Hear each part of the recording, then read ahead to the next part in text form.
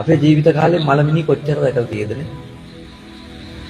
ගිහියන්ට වඩා හාමුදුරුවෝ තමයි මලමිනි වැඩිපුර දැක්කේ. පාන්සකුල වලට යනවනේ. හරියට මල ගෙවල් වල. ඒ ඔය ඇත්තොත් මල ගෙවල් වල යනවනේ කොට. ගියාට කිසි දිනක ඊළඟට මම මැරෙන්න පුළුවන්ද කියලා හිතන්නේ නැහැ.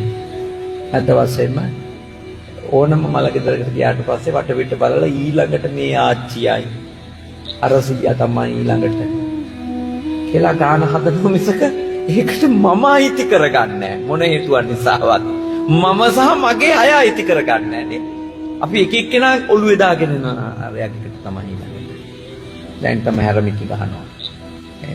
අමාරුවෙන් ඉන්නේ. අපි එහෙම තමයි වෙන්නේ. ඒ කියන්නේ මිනි දැක්කට මරණ ධර්ම දකින්නේ නැහැ. තේරුණා? ලෙඩ දැක්කට ව්‍යාධි ධර්ම දකින්නේ නැහැ. වයසක අය දැක්කට ජරා ධර්මයේ දකින්නේ නැහැ. ඒ නිසා තමයි අපිට මේ සංසාරයෙන් නිදහස් වෙන්න මේ භව ගමනේ නිදහස් වෙන්න අවශ්‍ය කරන වීරිය උපදින්නේ නැහැ.